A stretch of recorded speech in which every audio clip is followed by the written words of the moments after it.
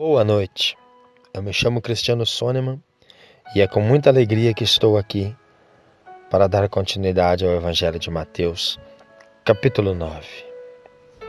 Jesus é obrigado a deixar a cidade para o outro lado. Como falamos ontem, depois de não ter sido bem recepcionado em Gadara, os gadarenos, e agora ele é obrigado a deixar a cidade. Então Jesus vai para o outro lado. E aí então Jesus cura um paralítico. E sabendo que os líderes da Bíblia, os pastores e padres, os sacerdotes, estão ali e provoca dizendo: perdoados estão todos os teus pecados. Veja que Jesus cura um paralítico, e assim como João Batista, Jesus, sabendo que aquela raça de víboras estavam ali, para começar a educá-los, Jesus provoca eles. Perdoados estão os teus pecados, disse Jesus ao paralítico. E os mestres da Bíblia, veja bem, os pastores e padres, diziam: blasfemador, blasfemo. Esse Jesus é um blasfemador. E Jesus, conhecendo os seus corações, conhecendo os seus desejos, desejo é oração, e Jesus, conhecendo a sua oração, conhecendo os seus desejos e intenções, disse: por que tem diabo nos vossos corações? Por que, disse Jesus, se eu estou fazendo bem, era como se ele dissesse, por que tem diabo nos vossos corações? Eu tenho o poder de perdoar pecados. Imagine a cena. Imagine ali eles tentando fazer o povo ficar bravo com Jesus. Imagine eles ali murmurando entre o povo, dizendo: blasfemo, blasfemo. Ele está blasfemando, ele está dizendo que pode perdoar pecados, se só o Criador pode. Isso é algo que só o Criador pode fazer. Como que ele pode perdoar pecados? Sabe aquelas torcidas organizadas? Mais ou menos assim. Alguns espalhados no meio da massa, como o fermento no meio da farinha, no meio do bolo, no meio da massa. Tem a propriedade de levedar toda a massa. Então alguns espalhados no meio do povo começam: mas ele está blasfemando, está falando heresias. Isso que ele está falando não é verdade. É só o Criador que pode fazer isso. Mas o que eles não sabiam que era o próprio Criador em carne. O que quer dizer Emanuel? Não é Deus conosco? Então, aí Jesus diz: eu tenho o poder, a autoridade de perdoar pecados.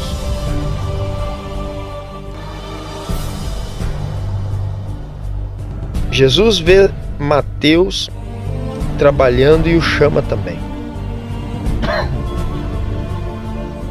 Jesus vê Mateus na coleteria e chama ele. E Jesus vai para a casa, para uma casa emprestada. Sentam com ele na mesa pessoas desprezadas pelos judeus religiosos. Nós veremos mais adiante. A alegria de Mateus foi tão grande ao ser chamado por Jesus para fazer a obra, que ele saiu correndo e deu uma festa, chamou todos os outros coletores de impostos e deu uma festa para Jesus, para comemorar que ele tinha sido chamado também pelo Mestre. E você, quando conheceu a verdade, quando enxergou a verdade, você ficou alegre ou você está triste até hoje? Como muitos. Se você está triste e não consegue se alegrar, é porque você ainda, de fato, de verdade, é porque você ainda não foi chamado pelo verdadeiro Jesus, pelo verdadeiro Messias, aquele que chamou para a liberdade, aquele que te chamou para te libertar do sistema, aquele que te chamou para te libertar, para tirar o jugo pesado, os fardos pesados que o sistema religioso coloca sobre vocês.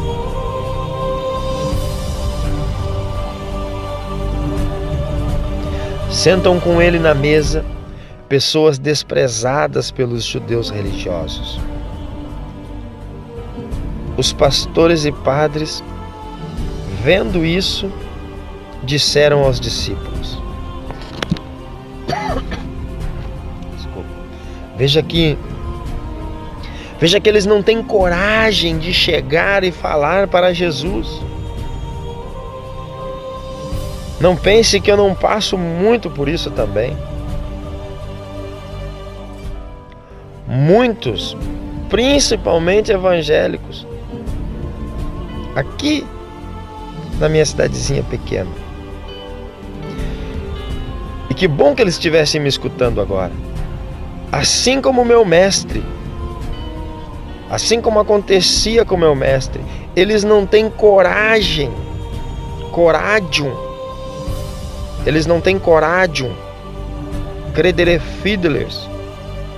Eles não têm coragem de chegar diante de mim. O que eles fazem? Eles vão naqueles que me ouvem e tentam minar por fora.